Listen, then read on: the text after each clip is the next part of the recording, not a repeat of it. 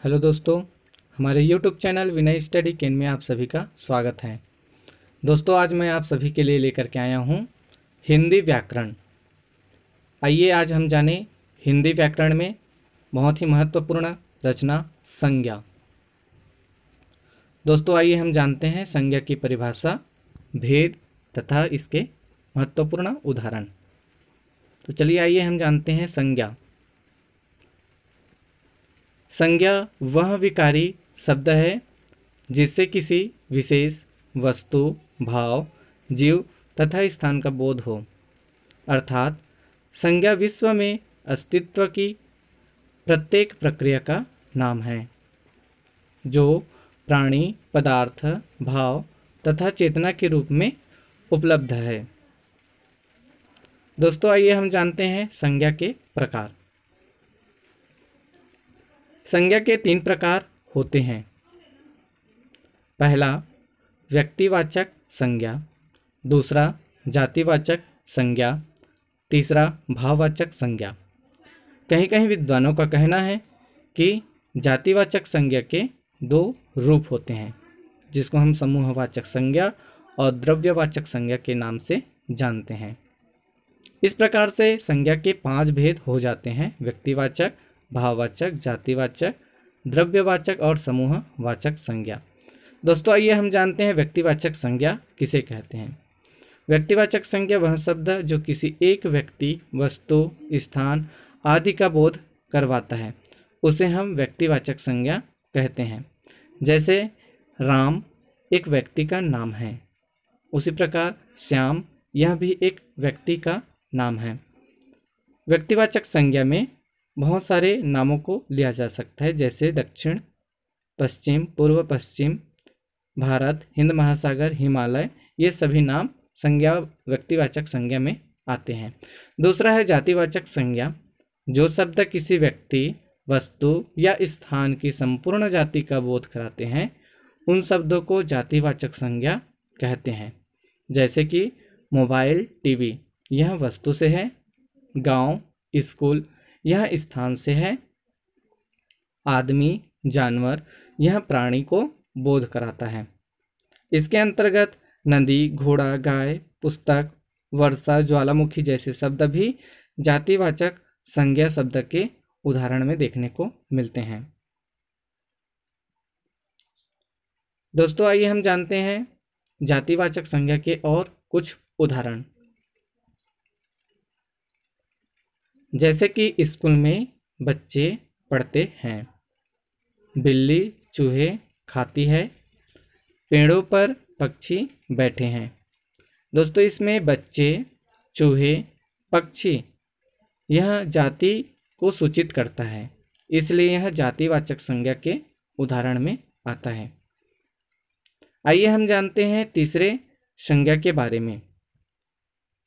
भाववाचक संज्ञा। जो शब्द किसी चीज या पदार्थ की अवस्था, दशा या भाव का बोध कराते हैं, उन शब्दों को भाववाचक संज्ञा कहते हैं। जैसे बचपन, बुढ़ापा, मोटापा, मिठास आदि। परिभाषा से स्पष्ट है कि किसी पदार्थ की अवस्था, दशा या भाव का बोध करा रहे हैं, इसलिए यह भाववाचक संज्ञा हुआ। आइए हम जानते हैं भाववाचक संज्ञा के कुछ और उदाहरण। जैसे ज़्यादा दौड़ने से मुझे थकान हो जाती है, लगातार परिश्रम करने से सफलता मिलेगी। दोस्तों, यहाँ पर थकान और जो सफलता है वह भाव को व्यक्त करता है, इसलिए यह भाववाचक संज्ञा के उदाहरण कहलाते हैं। आइए हम जानते हैं चौथे संज्ञा के बारे में, जिसका नाम है द्रव्यवाचक संज्ञा। जो शब्द किसी वस्तु, जो शब्द किसी धातु या द्रव्य का बोध कराते हैं, उसे हम द्रव्यवाचक संज्ञा कहते हैं। जैसे कोयला, पानी, तेल, घी आदि।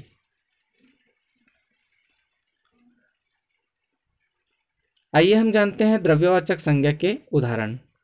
जैसे कि मेरे पास सोने के आभूषण हैं, 1 किलो तेल लेकर आओ, मुझे दाल पसंद है।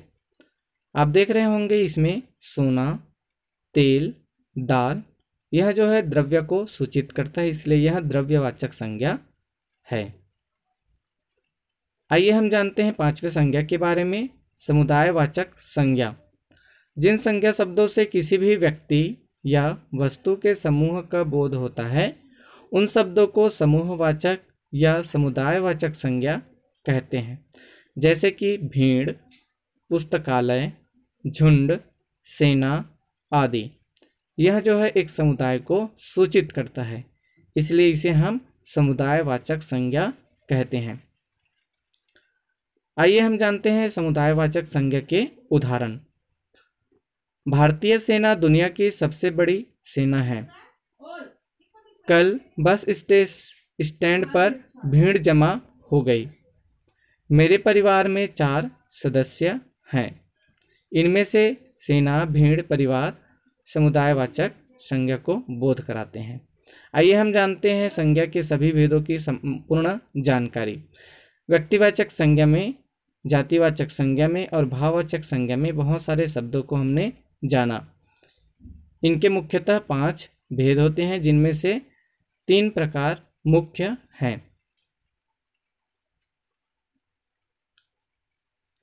दोस्तों आइए हम जानते हैं संज्ञा की पहचान कैसे करें या संज्ञा की पहचान क्या है। कुछ संज्ञा शब्द प्राणीवाचक होता है तो कुछ शब्द अप्राणीवाचक होता है। कुछ शब्द हम गणनीय कर सकते हैं तो कुछ शब्द अगणनीय होता है। आइए हम जानते हैं प्राणीवाचक संज्ञा, अप्राणीवाचक संज्ञा, गणनीय और अगणनीय के बारे में। सबसे पहले प्राणीवाचक संज्ञा, वह शब्द जिससे किसी सजीव वस्तु का बोध हो, जिसमें प्राण हो, उसे प्राणीवाचक संज्ञा कहते हैं। जैसे लड़का, गाय, रमेश, चिड़िया आदि उपरोक्त सभी में प्राण है, इस कारण यह प्राणीवाचक संज्ञा कहलाता है। आइए हम जानते हैं दूसरे संज्ञा के बारे में, जो अप्राणीवाचक संज्ञा है। जिस वस्तु में प्राण न हो वह अप्राणीवाचक संज्ञा कहलाता है। जैसे कि मेज, रेलगाड़ी, मकान, पुस्तक, पर्वत, यह अप्राणीवाचक संज्ञा के उदाहरण है। आइए हम जानते हैं तीसरे संज्ञा के बारे में, जिसको हम कहेंगे गणनीय संज्ञा। जिस व्यक्ति, वस्तु, पदार्थ आदि की गणना की जा सकती है, उसकी संख्या ज्ञात की जा सकती है, वह शब्द गणनीय संज्ञा कहलाएगा। जैसे लड़का, पुस्तक, भवन, यह शब्द जो है हम गणना कर सकते हैं, इसलिए इसे हम गणनीय संज्ञा कहते हैं। दोस्तों आज हमने हिंदी व्याकरण में सीखा संज्ञा किसे कहते हैं, साथ ही साथ संज्ञा की परिभाषा और महत्वपूर्ण उदाहरण और संज्ञा के 5 प्रकार। आगे के वीडियो में मैं इनसे संबंधित महत्वपूर्ण प्रश्न लेकर के आऊँगा। धन्यवाद।